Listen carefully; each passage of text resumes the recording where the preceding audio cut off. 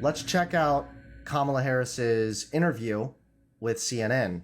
Madam Vice President, Governor Walz, thank you so much for sitting down with me and bringing the bus tour. Oh, 31K dislikes. People say this interview is embarrassing. The real embarrassment is how CNN is getting destroyed in the comments. CNN sucks for releasing the interview in segments. CNN, you need to post the complete interview. Okay. Tour is well underway here in Georgia. You have less time to make your case to voters than any candidate in modern American history. The voters are really eager to hear what your plans are. If you are elected, what would you do on day one in the White House?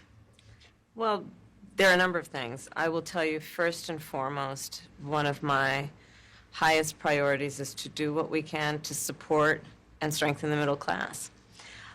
When I look at the aspirations, the goals, the ambitions of the American people, I think that people are ready for a new way forward, in a way that generations of Americans have been fueled by hope and by optimism. I think, sadly, in the last decade, we have had in the former president someone who has really been pushing an agenda and an environment that is about diminishing the character and the strength of who we are as Americans, really So very much of a politician answer. I mean, I'm not going to deny that, of course. Like, what are you going to do day one? That's kind of a stupid question because, like, how much can you even do in day one? That's kind of a silly question. And most people that say, like, I'm going to do this day one, it's like it's an executive order or something. It's kind of a silly question.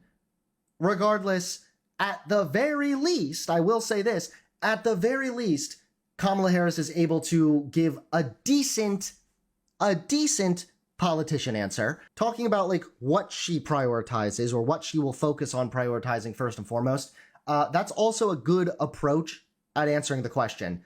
I do wish that it was a little bit more direct, but at the end of the day, at least this politician answer is still coherent, unlike an answer we would get from Trump, which we know damn well he'd be like, as you know, the Democrats have set up several immigrants everywhere to assassinate me. They want me to be shot. They tried to shoot me in the ear because they don't want me to hear the nasty things they're saying about me. dividing our nation, and I think people are ready to turn the page on that. So what would you do day one? Day one, it's going to be about, one, implementing my plan for what I call an opportunity economy. I've already laid out a number of proposals in that regard, which include what we're going to do to bring down the cost of everyday goods, what we're going to do to invest in America's small businesses, what we're going to do to invest in families, for example, extending the child tax credit to $6,000 for families for the first year of their child's life to help them buy a car seat, to help them buy baby clothes, a crib. There's the work that we're going to do that is about investing in the American family around affordable housing, a big issue in our country right now. So there are a number of things on day one. What about you? Well, I'm excited about this agenda, too. As I said, the idea of inspiring America to what can be. And I think many of these things that the Vice President's proposing are things that we share in values. And the child tax credit is one we know that reduces childhood poverty by 1/3. We did it in Minnesota. To have a federal partner in this, unbelievable, I think. And All right, that's great. I like that they steered them right back to the question.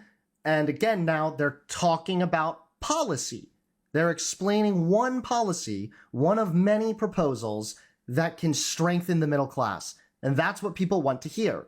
They're literally establishing a record of being able to do this on a smaller scale, so they should be able to do it on a larger scale. They're establishing their record of capability, essentially. And I think that's really, really great. What we had with Trump, again, I know that I'm comparing a lot of this to Trump because he's the only other option, but what we had with Trump is just, I'll be surrounded by the best people, I'll make the best decisions, don't worry. Like, we just kind of had like, Trump's a businessman, he knows what's best, no, not really. At least we're getting some policies, a little bit of substance here. the impact that we can make. You talked about, you call it the opportunity economy. You are well aware that right now many Americans are struggling. There's a crisis of affordability. One of your campaign themes is we're not going back. But I wonder what you say to voters who do want to go back when it comes to the economy specifically, because their groceries were less expensive, housing was more affordable when Donald Trump was president. Well, let's start with the fact that when Joe Biden and I came in office, during the height of a pandemic, we saw over 10 million jobs were lost. People, I mean, literally, we were all tracking the numbers. Hundreds of people a day were dying because of COVID. The economy had crashed. In large part, all of that because of mismanagement by Donald Trump of that crisis. When we came in, our highest priority was to do what we could to rescue America. And today, we know that we have inflation at under 3%. A lot of our policies have led to the reality that America recovered faster than any wealthy nation around the world. But you are right. Prices, in particular for groceries, are still too high. The American people know it, I know it, which is why. So here is a study from the NIH. The Trump administration and the COVID-19 crisis exploring the warning response problems and missed opportunities of a public health emergency.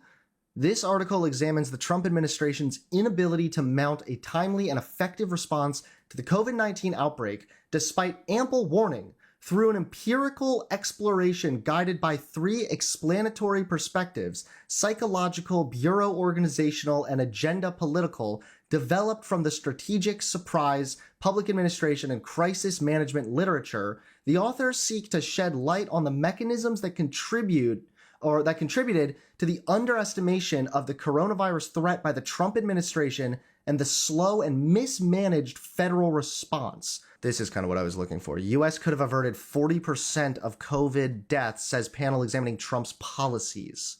It can't be attributed only to Mr. Trump. It also has to do with these societal failures that's not going to be solved by a vaccine. So, of course, it would be dishonest to say Donald Trump solely is responsible for making COVID terrible. But Donald Trump actually or absolutely did worsen the situation. The U.S. could have averted 40% of the deaths from COVID-19 had the country's death rates corresponded with the rates in other high-income G7 countries, according to a Lancet commission tasked with assessing Donald Trump's health policy record. Kamala Harris is correct. When she says that Donald Trump worsened COVID, she is not lying. And now there's even fucking data to show it. Why did America do so much worse? Why did Donald Trump claim that it's just like the flu, it'll go away? But then behind closed doors, it was later leaked that Donald Trump was saying, hey, this thing is way worse than the flu. It's deadly. This thing is not good. I don't know what we're going to do. That was leaked. Trump said that, and then in front of everybody was saying, oh, well, it's just like the flu. Nobody needs to worry.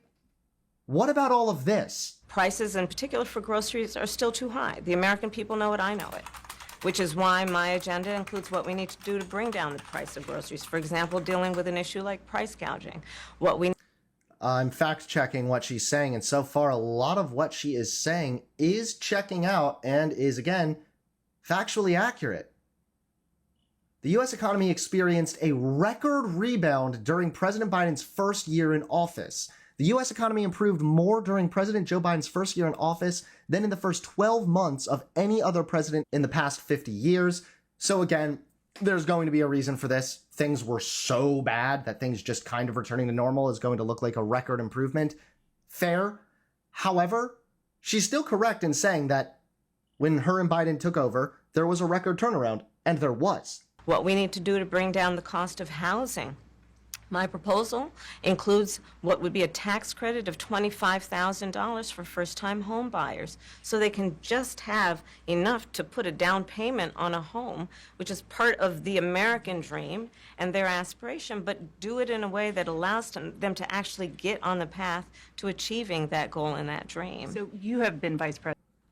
Again, another really, really excellent approach, and this again resonates with people. Like, does that not resonate with people? Offering a credit for first-time homebuyers? That would absolutely stimulate the economy. That would absolutely increase home ownership. More home ownership means more taxes. More taxes means more federal funding. More federal funding means the country's made better for everybody. President for 3.5 years. Yeah. The steps that you're talking about now, why haven't you done them already? Well, first of all, we had to recover as an economy, and we have done that. I'm very proud of the work that we have done that has brought inflation down to less than 3%. The work that we have done to cap the cost of insulin at $35 a month for seniors. Donald Trump said he was going to do a number of things, including allowing Medicare to negotiate drug prices. Never happened. Again, she is correct. However, prices are still 20% higher than they were. So there are still some obvious issues here. However, inflation rate overall is still going down. It seems like maybe there's some corporate greed at play there. We did it. So now, as I travel in the state of Georgia and around our country, the number of seniors that have benefited, I was in Nevada recently, a grandmother who showed me her receipts. And before we capped the cost of insulin for seniors at $35 a month, she was paying hundreds of dollars up to thousands of dollars a month for her insulin. Another phenomenal policy that the Biden administration, the Biden-Harris administration passed was, of course, the cap on insulin. The fact that no longer can these greedy corporations rip people the fuck off who need life-saving medication.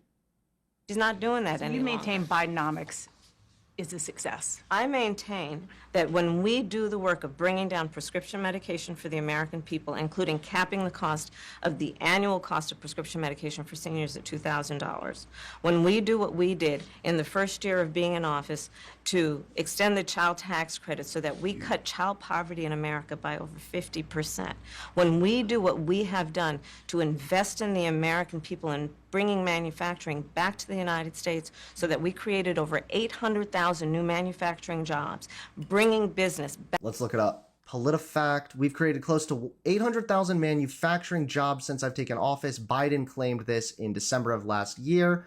PolitiFact rates it mostly true. Official federal data shows President Joe Biden in office 45 months is right on the number of manufacturing jobs created, although presidents do not control the economy single-handedly, of course. The first 3 quarters of those job gains represented a return to pre-recession levels. That needs to be remembered. Comparing historical patterns 45 months out from a recession's onset reveals Biden-era manufacturing employment to be the strongest in 72 years, and the second strongest since the end of World War II. There you go. So sure, maybe Biden and Harris were not single-handedly responsible for implementing 800,000 manufacturing jobs. However, this still happened. What we have done to improve the supply chain so we're not relying on foreign governments to supply American families with their basic needs, I'll say that that's good work. There's more to do, but that's good work. I want to get some clarity on where you stand on some key policy issues. Energy is a big one. When you were in Congress, you supported the Green New Deal. And in 2019, you said, quote, "There is no question I'm in favor of banning fracking." Fracking, as you know, is a pretty big issue, particularly in your must-win state of Pennsylvania. Sure. Do you still want to ban fracking? No, and I made that clear on the debate stage in 2020, that I would not ban fracking. As vice president, I did not ban fracking. As president, I will not ban fracking. Again, that's true and accurate. Whenever people try to bring that up, like, didn't the Republicans even try to say Kamala Harris wants to ban fracking? Like, no, she herself has already walked that back. Come on. Trump lost more jobs than he created, the first president since Hoover. Trump's final numbers. The economy lost 2.7 million jobs. The unemployment rate increased by 1.7 percentage points to 6.4%. Yeah, but how much of this is because of COVID? During Biden's first 30 months in office, just 2.1 million new jobs were created. And by contrast, during my first 30 months in office, we created 4.9 million new jobs, Trump said. So that is false. When Trump took office in January 2017, the U.S. had 145.6 million non-farm jobs. After Trump's first 30 months, the same number of months that Biden has been in office, the number of jobs had risen to 150.8 million. That's an increase of about 5.2 million jobs, or a bit higher than the 4.9 million Trump described. Using this methodology, Trump was much further off base with Biden's number. When Biden took office in January 2021, the U.S. had almost 143 million non-farm jobs. By Biden's 30th month in office, the number of non-farm jobs had risen to 156.2 million. That's an increase of 13.2 million jobs, or more than 6 times as big as the 2.1 million jobs Trump referenced in his speech. A month-by-month comparison of job gains under the two administrations shows that Trump beat Biden for non-farm job gains in only 2 of their first 30 months. In 2019, I believe, in a town hall, you said you were asked, would you commit to implementing a federal ban on fracking on your first day in office? And you said, there's no question I'm in favor of banning fracking. So yes. So it changed in that campaign? In 2020, I made very clear where I stand. We are in 2024, and I've not changed that position, nor will I going forward. I kept my word, and I will keep my word. What made you change that position at the time? Well, let's be clear. My values... Okay, so why are the conservatives, like, crying and whining? Like, they're giving her some serious pushback here. It sounds to me like they're pressing her and giving her a bit of a hard time. Let's be clear. My values have not changed. I believe it is very important that we take seriously what we must do to guard against what is a clear crisis in terms of the climate. And to do that, we can do what we have accomplished thus far. The Inflation Reduction Act, what we have done to invest, by my calculation, over probably $1 trillion over the next 10 years, investing in a clean energy economy. What we've already done, creating over 300,000 new clean energy jobs. That tells me, from my experience as vice president, we can do it without banning fracking. In fact, Dana, I cast the tie-breaking vote that actually increased leases for fracking as vice president. So I'm very clear about where I stand. And was there some... That was a super solid response. Excellent response right there. First of all, people are allowed to change their mind. Second of all, she's still against worsening the climate and everything else, worsening the environment. However, she believes there are ways to do it without ever needing to ban fracking. That's a win-win. That's obvious. This is obviously why the conservatives are claiming that Kamala Harris is giving some kind of an incoherent interview here. There's nothing incoherent about this. It's very clear. It's very easy to understand. And that's probably why Republicans are seething in meltdown mode. They're absolutely butthurt. Some policy or scientific data that you saw that you said, oh, okay, I get it now? What I have seen is that we can grow and we can increase a thriving clean energy economy without banning fracking. Okay. So that's why a lot of people are upset, because it just cuts off here. So that's just one part of Kamala Harris's CNN interview. And I'm sorry, but despite what the Republicans are trying to convince all of us, all the Republicans seem intent on gaslighting us that Kamala Harris did horrible and Kamala Harris is just incoherent. That's bullshit. She was able to recover quickly from difficult questions. She was able to give clear, coherent answers. I fail to see what was incoherent or wrong about this. But of course, it wouldn't be a complete segment if I didn't first listen to Ben Shapiro weigh in a little bit on the interview. So we are here reacting to what was, in any normal circumstance, a car crash interview by Kamala Harris. Tim Walz was there as her emotional support animal, but he really didn't have any answers for anything. He kind of sat there silently. The entire setup of the interview was bizarre. Dana Bash did a horrifyingly bad job. She would ask a kind of tough question only to never follow it up, just abandon the thread. So there was no actual pushback when Kamala... Literally none of that happened. What we just saw was the opposite. We literally just watched her follow through. The first question, what's the first thing you're going to do in office? Kamala Harris didn't give that clear of an answer. The interviewer was like, okay, but what are you going to do on the first day? And of course, Ben Shapiro isn't showing any clips either. He probably is just desperately hoping that his dumb fuck fans will watch and believe whatever he says as if it's gospel, and then that's it. There were a bunch of F-ups here by Kamala Harris that are going to be used in campaign ads. And that really is the measure of the interview, because as an interview, it was really boring. Not a lot happened, actually, during the interview. She word saladed. Wow. It was a car crash, because it was boring. She looked kind of awkward, her mannerisms. She looked like she was not comfortable being there. Tim Walz looked uncomfortable being there. She was clearly very nervous. She looks uncomfortable and was nervous. But that's not what's going to damage her. There are a couple of answers here that actually are going to damage her. The first answer that is going to be a real problem for her is she was asked about her constantly changing and vacillating positions. And they're all over the place. They're constantly changing, constantly vacillating. They're not constantly changing or vacillating, which is just another word for changing. You don't need to say it twice. Kamala Harris said she was in favor of banning fracking. Since 2020, she has walked back on that, and she has not changed since. Compare that to Donald Trump, who literally can never answer a question. Compare that to J.D. Vance, who literally is flip-flopping all over the fucking place. We just saw Trump change his position on abortion. So she was specifically asked about fracking. And she said, well, I was against fracking, but then I changed my position in 2020. Now, remember, her campaign actually ended in 2019. It didn't make it to 2020. She changed her position because it wasn't Joe Biden's position when she was running for vice president. So she says, in 2019, I was against fracking. Then in 2020, I was pro-fracking, and believe you me, right now, I am definitely pro-fracking. And you can believe me because I'm saying so, because I changed then, but I won't change again. No, wrong, Shapiro. It was not you can believe Kamala Harris because she said so. You can believe Kamala Harris because she referenced that she was the tie-breaking vote, which gave more funding to fracking companies.